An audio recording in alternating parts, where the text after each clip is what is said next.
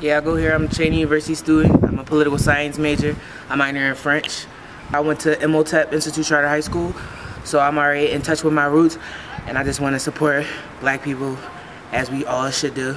I could be doing homework. I got 3 papers due. I could be in study sessions. I'm president of the College Democrats, so I could be probably sending out email blasts right now, but I'd rather come out and support somebody doing positive things. I am the SGA president at Cheney University, and I will be your hostess for tonight's session. So this poem that I'm going to share tonight is called Black Boys. And I wrote it after going to school in white suburbia, and the experiences I felt, the way people looked at me, when I walked in the room, the way the atmosphere shifted and the temperature changed in the room. So I would imagine what people were thinking when they were looking at me as the only black person in the classroom. So this poem is called Black Boys. Black boys born beneath the sunlight scorn, skin torn, tattered and tatted up, tattoos plastered up from ankle to Adam's apple. What? Black boy always in battle. What's? Black boy always on the brink of death, because death is the only finish line in this race of black boys. What's? Black boy leading every race besides human. Say black boy always be assuming, never comprehending what? Black boy, ain't you always winning? They say you're massaging all these women into misogyny. Don't you refer to all your sexual partners and murdered victims as bodies? What? Black boy must be depressed, because the only few black boys left are sick and dying. Black boy is sick and tired of being sick and tired, but the black boy remedy is a pill to cactus to swallow, swell up in your windpipe. Black boy blows weed, wind like to ease the burden. Black boy back on no break, only burden. Black boy get high to leave the ghetto and dwell suburban. Black boy get high to escape. Black boy take shots to get wasted, or take shots to get wasted, to get makeshift to the day shift and the wasteless, and gunshots leave all them black boys wasted. Spilled crimson on the concrete basin of black blood, black bloods and crips banging beneath the gun and blue sky. By God, black boy ain't no stranger to the cemetery. By God, black boy ain't no foreigner to morgue. Rest assured, black boy can't beat death, can't abolish slavery in this new context. Black boy too complex, calls black girl B because his mother a queen. Black boy ain't never seen no father figure. Black boy figures he's a queen, and scientists swear there's a defect in our genes, hanging off our butt like it isn't already hard enough to walk. Says nigga every other word like it isn't already hard enough to talk. For black boys to say black boy is vulgar, black boy is ignorant, black boy be belligerent, black boy is everything besides innocent in the court of law.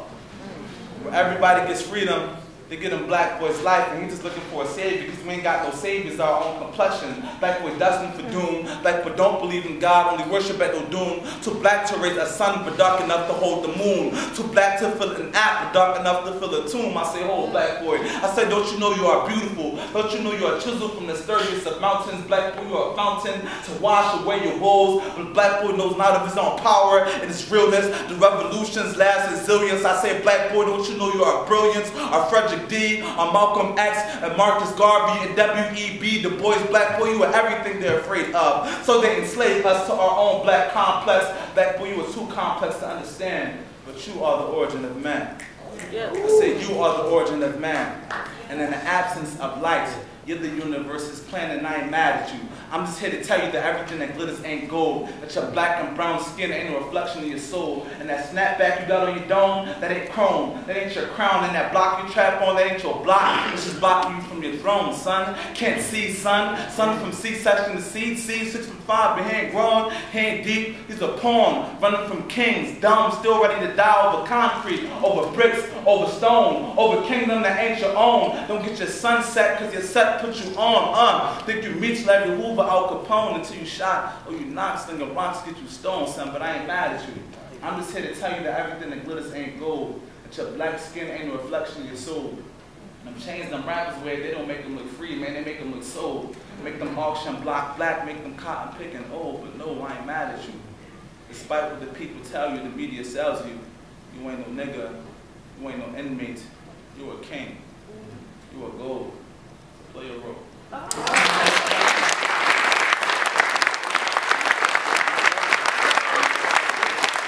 This is Dr. Umar's presentation. So please put your hands together for him.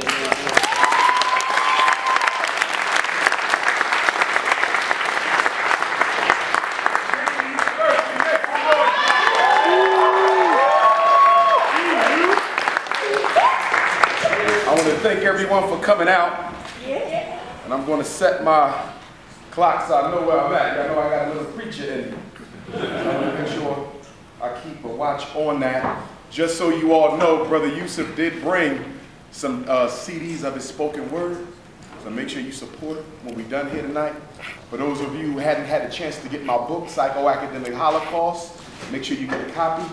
They're for sale over there at the table, and yes, you can use your credit card, especially for my Cheney students who are education majors, my Cheney students who are sociology majors, criminology, psychology, law, political science. If you are a social science major, you need to read my book. You must, because it's a piece of information that you're not going to get here or in graduate school or working on your doctorate. So make sure you get a copy of that. For my parents in the audience, if you don't have a copy of the book, you need to have it. Expectant parents, children who are not yet here, ancestors who have not yet returned through the Queen's womb, read the book so you're prepared on how to protect your child before they get here.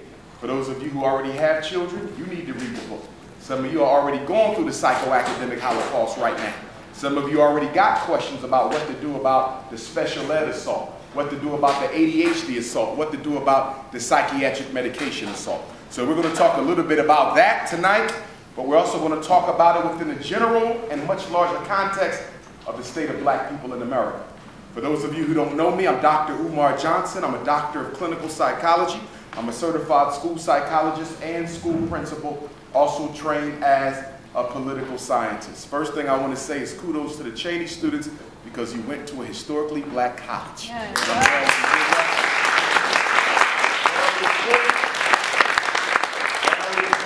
I did not go to a historically black college. I was accepted to Morehouse, but the out-of-state tuition I had determined was a bit too much for my parents to try to pay just for me to have the opportunity to go down to Atlanta. So I stayed home, and I went to Millersville University in Lancaster County, PA, which is within the state system of higher ed here in Pennsylvania, as is Cheney. So I'm no stranger to Cheney. We used to come here for student conferences. I used to come here, hand out flyers for my different events. I actually spoke here a couple of times. Just to get out of Cheney, you pushing your whole professional plan back.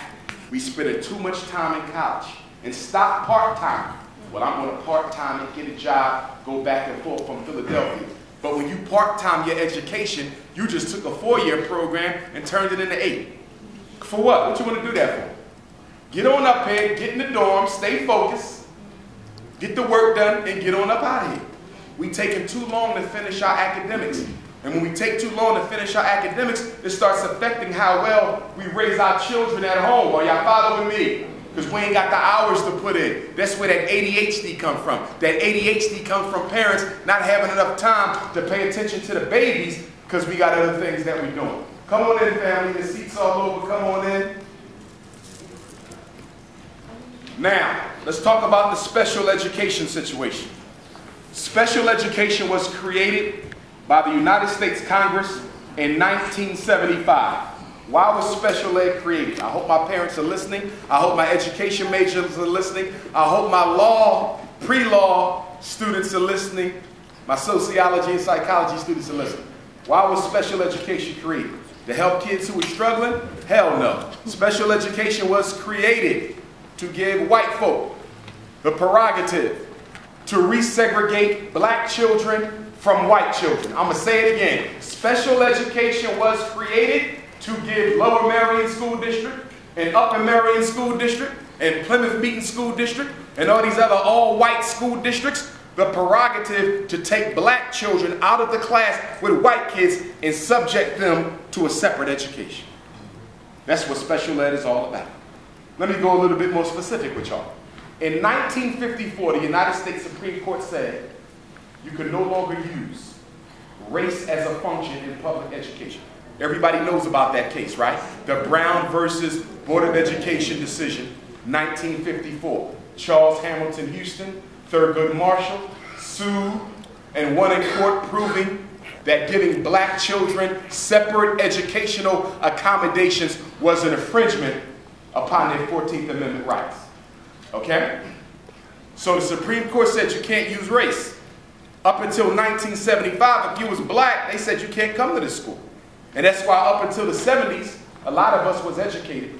Our grandparents and parents were educated in separate facilities. We had all black schoolhouses. So in 1975, the Supreme Court said you can't do that no more. But did the white school districts of America listen to them? Hell no. The schools remained segregated. 1964 is Dr. Martin Luther King Jr.'s Civil Rights Bill. Once again, Congress says what? You can't discriminate based on race. This is 10 years after 54. Now we're talking the Civil Rights Bill, 64. Guess what? The schools remained separate and racially divided. 10 more years, my birth year, 1974. Half the schools in America are still racially divided. But there's a problem now because America's in Vietnam. And America's trying to tell people in other countries how to treat their citizens right, while they don't even treat their own right. So in the halls of Congress, they jumped up and said, we got to do something about this. 20 years after the Supreme Court said you can't separate based on race, we still got black children going to predominantly and exclusively all black schools. This is making us look like a hypocrite in Vietnam, Russia, other places. So they said we got to come up with something. What can we do? We need a strategy to do what? Legally allow for separate but equal to keep on going. But at the same time, force the white school districts of America to let black children in. And that's when they came up with special ed. Stay with me.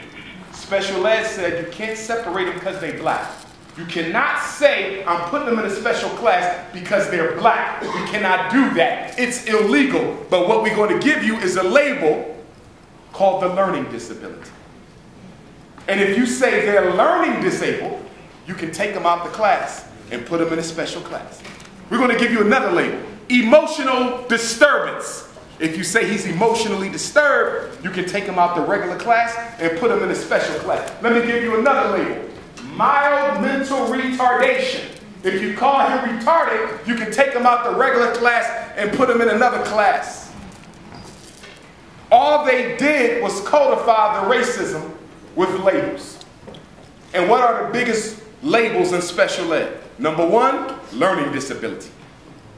The learning disability is the most diagnosed special ed condition in America. Number two, mild mental retardation. A black boy in America is 4 times as likely as a white boy to be called retarded, even when he's not. I was on the phone yesterday with a parent from Alabama. Check this out. This was yesterday on the phone from Alabama. The boy was classified as mentally retarded in preschool, 4 years old. Stay with me. Special ed requires that you get reevaluated every 3 years. So he got another eval when he started kindergarten. The next year, he was kindergarten. 3rd grade, he got another eval. 6th grade, he got another eval. 9th grade, he got another eval. Now he's in the 11th grade, and the parent is consulting with me. He's been considered retarded since he was 4. Now he's 14. Check this out. I went over his paperwork with his mother. She faxed it to me. I went over it with her. And guess what I found? In none of these evals, he had 4 or 5 since 4. He's now 14. Retarded for 10 years, allegedly. Guess what, y'all? I looked at the IQ test that they use. They never even gave the boy a standard IQ test. With every eval, he got a brief IQ test. Let me explain to you what a brief IQ test is. That means I put your child in a room with a desk, and I spend 15 minutes with him. I spend 15 minutes with him. And based on 4 subtests that I administered in 15 minutes, I determined that the boy is retarded. That's how they determined that son was retarded. They didn't even have the decency of giving the boy the standard IQ battery. They rushed him in and rushed him out. And he's been walking around diagnosed as retarded in Alabama for 10 years. So now, mother contacts Dr. Umar Johnson. What's our plan of action? What's the first thing I got to do? I got to determine whether or not he's retarded at all. Because if that boy is not retarded, and I'm almost certain he's not. Why am I almost certain he's not? Because on one of those brief IQ tests that they did, he had an IQ score of an 84. That's low average. That is not deficient. That is not MR. So I'm already seeing evidence that the boy is not retarded. So the mother is going to request that the school district, and I want you parents to hear me, the mother is going to request that the school district give her son an independent educational evaluation. I need y'all parents to remember those words.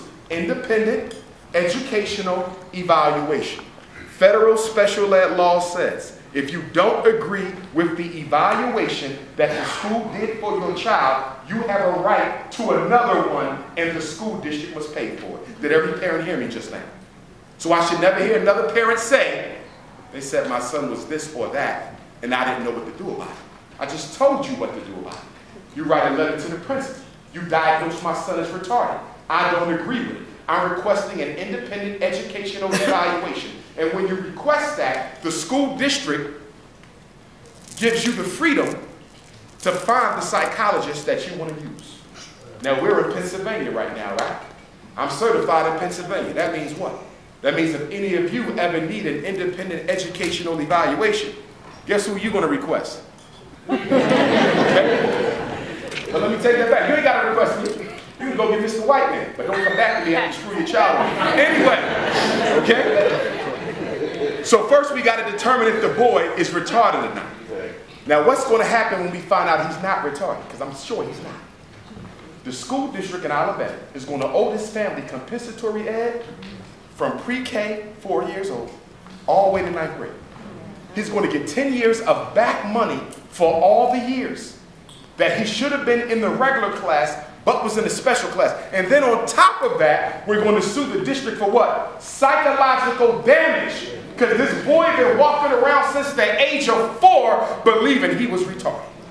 And then, because the mother no longer has any faith in Alabama public schools to teach her son, they're going to pay for him to go to a private school for the rest of 11th grade and all of 12th grade. Are y'all following me? This is how you beat the system. Parents, you are the power. You are the power. But the problem is with some of them, with a lot of us, black parents, we trifling, we lazy, and we don't keep good documentation and records. Okay? When I worked with this mother on the phone the other day, she had all her paperwork in order. She faxed it to me every eval. I don't see that often. Most of the time, y'all might have one IEP, you might have one eval, you might have one suspension slip, you might have one this. That's not going to cut it. I cannot help you beat the system if you don't have your paperwork in order. I cannot help you beat the system if your child don't go to school on a regular basis. I cannot help you beat the system if your child doesn't do his homework or her homework. So let me get back to my point. They created the learning disability. They created the emotional disturbance. They created mild mental retardation. And then in 1990, they gave us a whole new group of labels. So since the 70s, we was dealing with what? Learning disabled, retarded, mild mental retardation. Excuse me, learning disabled, emotionally disturbed, mild mental retardation. Learning disabled, emotionally disturbed, mild mental retardation. Then 1990 comes. The mass incarceration of black males gets kicked in. George Bush, the father, followed by Bill Clinton, the first black president. Okay? Bill Clinton started locking up black men by the gazoo. He said, if you get 3 felonies, we're going to put you in jail for the rest of your life. If we catch you selling drugs, you're going to get a mandatory minimum jail sentence. For the first time in American history, you can go to jail for life, having not been guilty of a violent crime. And that's how they swelled up the jails. And why did Clinton swell up the jails? Because one of Bill Clinton's campaign contributors was a private prison corporation out of Texas. He who pays the piper called the tune. So they started locking up black men by the thousands. Locking up black men by the thousands, leaving all our mothers at home to raise these boys on their own. And because we know that when the daddy's not there, mama, because the mother is what? You are the nurturer. The woman is the feminine principle. Your job is to nurture and love and care. Daddy's job is to protect and discipline and hold the line. So when daddy's not there, the discipline dips a little bit. But not only that, the son is a little unstable because he misses his father. So they came in with a whole new group of disorders. ADHD, conduct disorder, oppositional defiant disorder. These are the disorders of the 90s. Half the schools in Philadelphia, I go in there, half the boys in the classroom, ADHD. Half of them conduct disorder. A third of them, oppositional defiant disorder. I could take you to certain schools in Philadelphia right now where nearly every boy in the school is on medication. If it ain't Ritalin, it's Adderall. If it ain't Adderall, it's Concerta. If it ain't Concerta, it's Metadate. If it ain't Metadate, it's Prozac. If it ain't Prozac, it's Paxil. If it ain't Paxil, it's Risperdal. If it ain't Risperdal, it's Depakote. And guess what? Parents, the drugs that they're giving your son is no different than the drug that got his father locked up. They're the same substance. Ritalin and crack are 1 molecule apart. It's the same substance. You don't believe me? Go to the library. I got a library on campus. Get online, do some research. Look up Drug Enforcement Agency classification of controlled substances, and you're going to see Ritalin in the same category with cocaine and opium.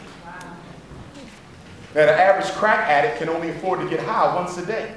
Your son got a prescription, Obamacare. He can get high 3 times a day.